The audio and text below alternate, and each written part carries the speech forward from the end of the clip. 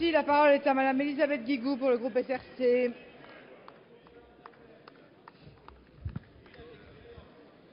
Monsieur le Premier ministre, vous voulez faire croire que pour sortir de la crise, il n'y aurait qu'un seul chemin, le vôtre. Une seule politique en France, la vôtre. Mais votre politique est un désastre pour le pays et pour nos concitoyens.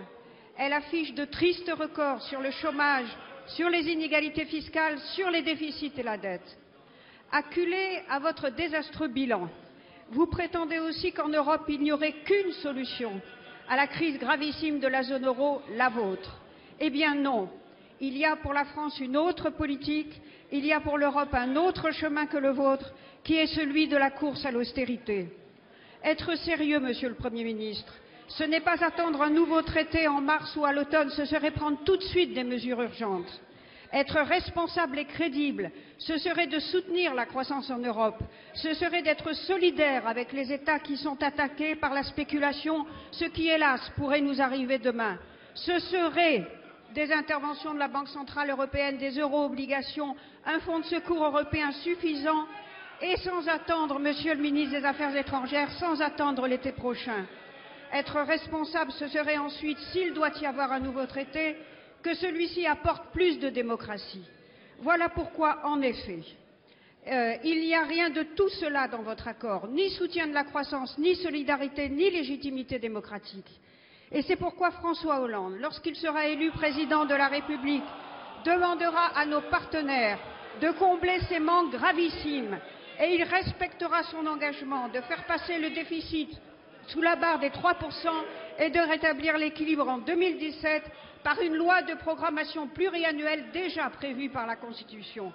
Nous ne laisserons pas insulter notre candidat, ni dévoyer le débat public et vous servir de l'Europe pour masquer vos échecs. Les Français seront juges, ils décideront lors de l'élection présidentielle quel chemin ils veulent pour la France et l'Europe. La parole est à Monsieur le ministre du Travail, de l'Emploi et de la Santé. Merci Madame la Présidente, Mesdames et Messieurs les députés, Madame le ministre, vous avez parlé d'emploi, vous avez parlé de croissance. La solution pour notre pays n'est certainement pas le socialisme. Vous avez parlé des solutions que vous proposez, allez jusqu'au bout. Je sais que le temps est toujours compté lors des questions au gouvernement, mais pourquoi n'avez-vous pas expliqué qu'à chaque fois, dans les régions, les politiques que vous avez menées là où vous êtes en responsabilité, ça a été une explosion sans pareille de la fiscalité locale. Vous avez diminué le pouvoir d'achat des Français dans les régions. Et par ailleurs, là où vous gérez, vous avez massivement augmenté les emplois publics au moment même où nous faisions des efforts. Pourquoi ne l'avez-vous pas dit? Est-ce que la solution se trouve dans les régions que vous gérez? Certainement pas.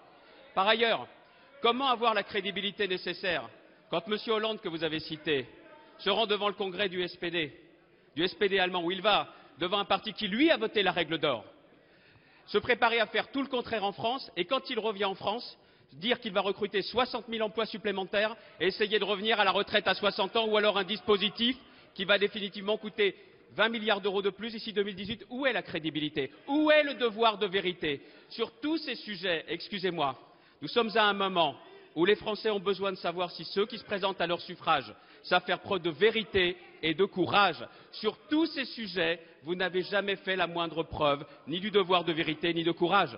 Quand il y a eu le cœur de la crise, en 2008, pourquoi n'avez-vous pas eu le courage de laisser les positions politiciennes derrière vous pour protéger les Français avec nous, comme nous l'avons fait? Quand nous avons supprimé le deuxième tiers et le troisième tiers, quand nous avons aidé les bénéficiaires du RSA à faire face dans cette crise, vous avez toujours été aux abonnés absents. Et vous avez parlé d'Europe. Regardez bien aujourd'hui la carte politique de l'Europe, regardez-la bien.